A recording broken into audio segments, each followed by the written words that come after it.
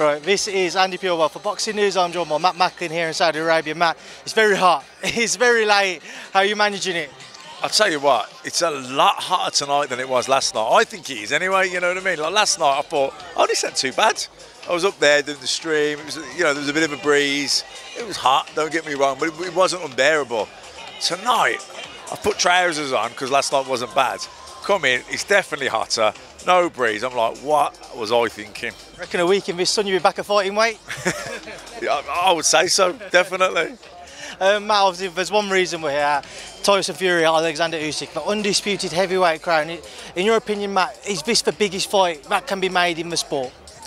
Yeah, of course it is. It's, you know, the heavyweight division, whether you like it or you don't, it's the signature division, isn't it? In boxing, when the heavyweight division is on fire, it trickles down and the sport's on fire. So, you know, you got Tyson Fury, Usyk, two undefeated fighters, fighting for undisputed.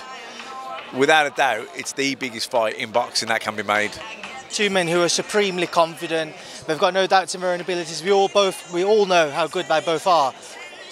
Have you sensed any form of nerves whenever you've maybe been in and around them, spoke to them this week? Has any of that come across at all? Do you know what? Not really, but you know, look, they will be. They'll have their butterflies, of course they will. But look, they're veterans at this now, these big fights, so they're good at, you know, compartmentalising it and putting it aside. And listen, they're pros, aren't they? They know how to do.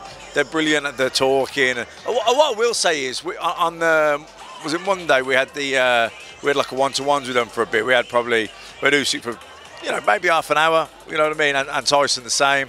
So we, you know, really were chatting with them in the room, and I got the feeling that like both of them genuinely were in tip-top condition, mentally, physically, the lot. Do you know what I mean? Like, I know people aren't going to say, oh, do you know what, actually, I injured my shoulder and I had to quit. You know what I mean? They're always going to say they're in great shape and everything because they can't show any weakness. But I didn't get the impression that they were blagging. Do you know what I mean? Like, they both spoke as if like they were in a good place. Do you know what I mean? Physically, they're both looking great shape, but they looked well. You know, and they sounded good. And I don't know, both of them they just look so confident. I mean, I think Usyk is the one that's got it all to do. It's not beyond him, but he's got it all to do. I think, you know, you have to make Fury the favourite. I think if Usyk's to win, he'll have to box out of his skin better than he's ever boxed before. Before we break down the fight a little bit more, you mentioned how kind of both of them look in tip-top condition. I can echo those words, but as you know, as you get closer towards fight night, a big fight week, everybody likes to pick up on little things, or try to pick up on little things. And a few people have maybe suggested, does Tyson look like he's lost a little bit too much weight? Or what have you made on Tyson's physique from what you might have seen? Do you think that these rumours, John Fury saying he might come in very light, will work in his favour if he was to do so?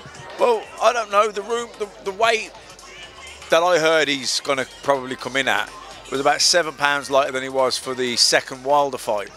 That's what I'm hearing. We'll have to wait and see on Friday. You know, that's a bit lighter, but it's not astronomically lighter. Do you know what I mean? And actually, when you look at the fight with Wilder, he was going in against a massive puncher. He probably thought, you know what, I need to bulk up a bit, help me absorb a shot better. I want to take the fight to him, I want to walk him down, I want to, you know, really rough him up on the inside, drag him about, impose my physicality over him. So for that, he did bulk up. Obviously, that's a different fight to Usyk. You know, he knows Usyk's going to be really nimble on his feet, light on his feet, fast movement, feints, in and out. So you wouldn't want to be too heavy, carrying that weight around, slowing you down. You know, he's going to have to be fairly quick in this fight. So it makes sense that he's going to come in a little bit lighter, but it's not astronomically lighter. Matt, one of the biggest talking points, so you go back to that Monday when everyone had a chance to speak to him, was the headbutt from John Fury on one of Alexander Usyk's team. What did you make of that kerfuffle, if you will, and everything that's been said since? Things boil over, don't they? Do you know what I mean? I just think you got two teams, tensions are running high. You know what I mean? Obviously, it was stupid, but like, I guess you could say, well, what do you expect when you get those two camps in that confined space together? You know, something's going to, you know, pressure going to boil over. But I think it's water under the bridge now. I don't think we'll see anything else like that this week. Alexander's done a few interviews since, and he's obviously far from pleased at how all of that unfolded. Do you think he's going to look at that and use it as kind of more fuel to the fire to try and not just overcome, but in his mind, he wants to kind of teach Tyson a lesson because of that? I think they'll use anything this week to fuel the fire a bit more. Do you know what I mean? Anything that can give them extra motivation, they're gonna jump on it. But like I said, these are two experienced guys. It ain't their first rodeo. You know what I mean? It's it is the biggest fight that can be made in boxing. But they've been in lots of big fights. Do you know what I mean? And neither guy's gonna do anything stupid or be thrown off their game. That's not going to happen. I think both of them are totally focused. I think both of them are in great shape, and it's whoever boxes the better fight on the night's going to win. And like I say, I think Tyson Fury, you have to say, is the favourite. I think Tyson will win, but I wouldn't bet my life on it. Final one on Fury-Usyk, Matt. There's two things, one for each man, which people talk about maybe being to their detriment. Alexander Usyk's body and the cut above Tyson's obviously held up now. Do you think either of those will prove to play a part on Saturday night? I don't think so. You know what I mean? Listen, you get hit with a good body shot, you get hit with a good body shot. You know, that can happen in any fight. Same with the cut. You know, he's not the first person in boxing that's been cut in sparring and a fight's been put back. You know, the cut's healed. You know, that I don't look. If he gets hit with a big shot on it, obviously it can open up he could open up even without a prior injury. Do you know what I mean? So I don't know. I think people are looking for things to read into, but I don't think. I think they're both in tip-top shape, and like I say, whoever can execute their game plan the better will win the fight. Just a few fights quickly, get your thoughts on that before we wrap this up. I want to get your thoughts on Deontay Wilder versus Wilder-Zhang. Interesting fight because, well, to me, Wilder looked half shot against Joseph Parker, and that's not really fair, I guess, to Joseph Parker, because he boxed a really good fight and he stayed busy and he's active and he was sharp. You know what I mean? So he didn't really allow Wilder to land the big shot or really get into the fight. So it was a bit of both. Parker was brilliant, Wilder was poor.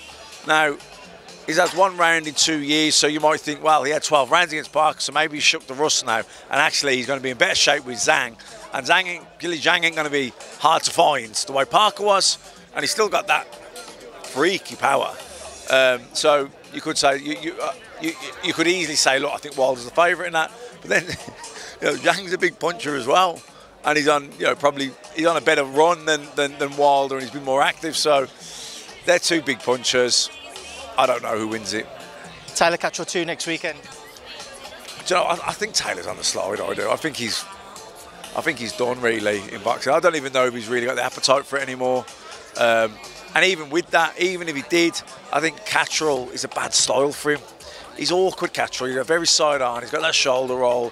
He steps into it. He'll find it hard to get any rhythm with Catterall. He's very good at breaking your rhythm, Catterall. And I just think he's the fresher of the two, probably the more hungry of the two. And I'll pick Catterall to win. Just final one, Matt, back to Sky Sports, Selhurst Park, June 15th, Richard Riakporhe, Chris Billam-Smith 2, or Chris Billam-Smith, Richard Riakporhe 2, I should say. Just your thoughts on that. Listen, great fight. Billam-Smith has had a brilliant sort of couple of years, hasn't he? But Riakporhe's had a good couple of years as well. You know, they've both improved a lot from when they first fought each other. I think Riakporhe's the fresher of the two. Billam-Smith's had a great run, but he's had some hard fights. So there's definitely more miles on the clock there. I don't know yet. I haven't made my mind up who I think's going to win that one. You got to get off that fence soon, Matt. What's that? You got to get off that fence soon. But we're not there yet, are we? So, by the time we get there, I will. One fight at a time. But yeah, Matt, listen, I'll leave you to enjoy the rest of your night. Go get yourself a nice cold bath, and I'll speak to you later. Cheers, nice one.